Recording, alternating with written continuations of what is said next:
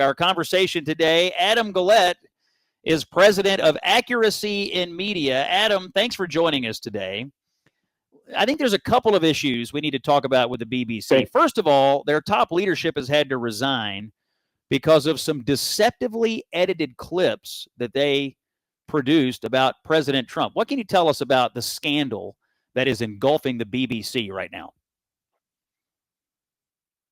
Yeah, this really struck close to home because our organization does hidden camera investigative journalism. And constantly the people we capture say, oh, well, you selectively edited the video, which we never did. Well, the BBC, the taxpayer-funded, world-renowned BBC, took Trump's speech from January 6th, spliced together entirely different portions out of context, and combined them to push a narrative saying that he was encouraging the rioting on January 6th. Shockingly, they didn't include the portion in which he told people to be peaceful. They just so happened to edit that portion out, but they literally stitched together two unrelated segments, packaged them up, and made it look like something happened that didn't actually happen. You want to know why there's so much division, why people disagree over politics in such a strong way? It's because some people are watching in their news an altered version of reality, and the BBC is one of the worst. Now, for our listeners here in the United States, talk to us about the BBC's place in British and European culture. There's really nothing comparable to it here in the United States. We have PBS, which obviously was recently defunded. But the BBC, I think, is a much deeper issue in Great Britain. It is funded by the government. It is a government entity, but it means more over there. It's more prominent, and there's less, I think, competition. Would you say that's true for news content over there? Yeah, unquestionably. Now, there are other left-wing outlets that'll give you all kinds of nonsensical news if you're in the UK. And, they endlessly bemoan Sky News because Sky News, certainly not right-wing, but is owned by Rupert Murdoch, so it's at least independent. But for years, for decades, the BBC has been famous. People think about the reporting during World War II. Right. And you could make an argument to have, versions available for people 100 years ago. You can make an argument perhaps in the early days of TV, but we live in a world right now with a plethora of media options, a plethora of news options. We've got the internet. We've got everybody's got a podcast, my gosh. So there's just no good argument for a taxpayer-funded news and cultural outfit that's just pushing far left propaganda. You can get that from The Guardian or plenty of others in the UK. So tell me about what's going on in Great Britain right now. Is there a campaign like we saw, you were part of this here in the United States, this idea that we don't need government funding of NPR and PBS anymore? And ultimately, that campaign prevailed. The Republicans defunded it. Is there something similar going on right now in England to try to get the government out of the news business?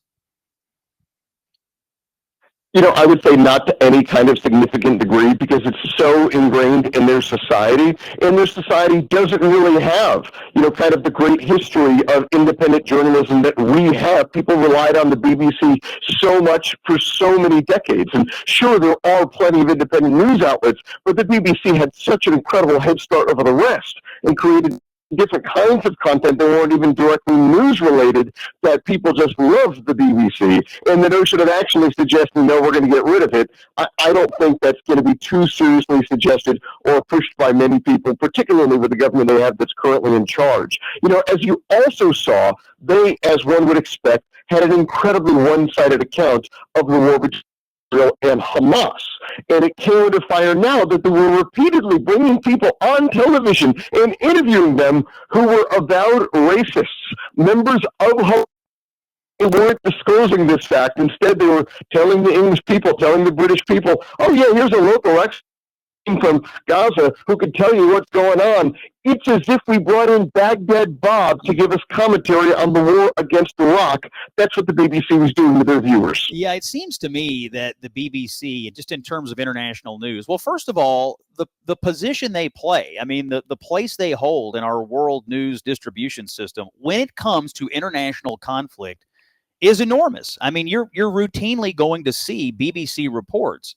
And in the case of this war between Israel and these barbarians in Gaza, these terrorists, the BBC may well have been the worst offender in a sea of terrible offenders when it came to engineering this propaganda campaign. I think I read, Adam, they had to issue over 200 corrections to their coverage because they would, go on and say something negative about Israel, and then later they would have to come back and clean it up. Of course, what happens is everybody sees the story, and then virtually nobody sees the correction. They had to do this over 200 times, and so they're bringing on these people who are, as you pointed out, pro-Hamas mouthpieces. They're routinely giving their listeners and their viewers hundreds of times inaccurate information. I mean, is it accurate to say that, at least as it relates to the war in the Middle East, that the BBC became a full-blown propaganda machine? Unquestionably, they were undoubtedly exploited by Hamas. They had that documentary about a 13-year-old boy whose father was a member of Hamas. It's one thing to bring on people who kind of have one leaning or another leaning, but to have a military conflict going on, and you're primarily quoting from people who are directly affiliated with one party, but not telling that to the audience. And let's think about this. People can disagree with some things from the Israeli government. They can like Netanyahu or dislike Netanyahu, all perfectly reasonable positions. But there's no denying that Hamas, like ISIS and Al-Qaeda and Hezbollah, represents pure evil. We're in a battle for civilization right now. Our classical liberal values that brought freedom and prosperity to much of the world are under attack, and the BBC is literally letting those attackers be treated like glorious, trustworthy mouthpieces for their viewers. It seems to me that some of this has to do with domestic politics, because England, Great Britain, is being overrun by a migration crisis.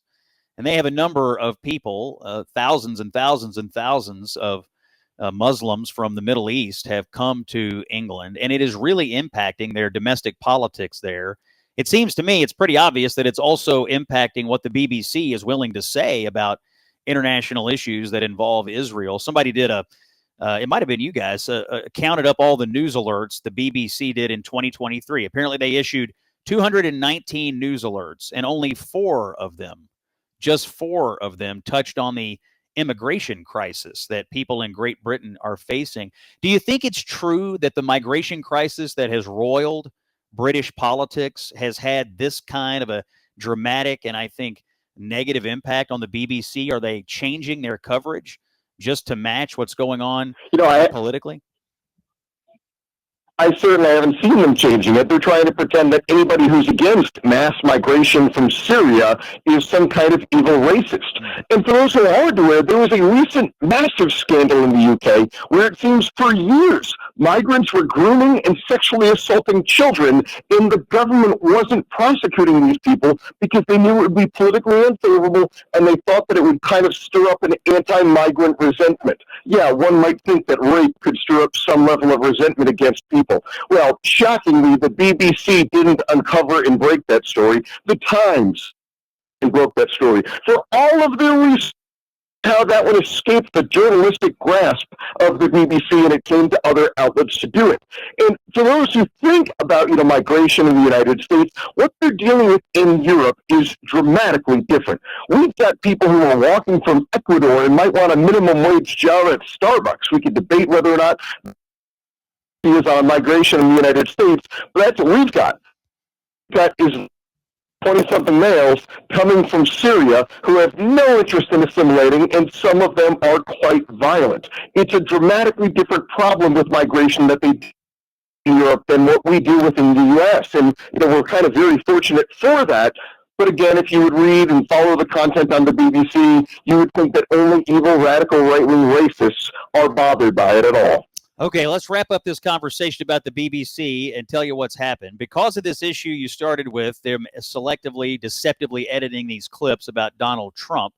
What has happened? The BBC Director General, Tim Davie, and the CEO of News, Deborah Turnus, have both resigned in scandal.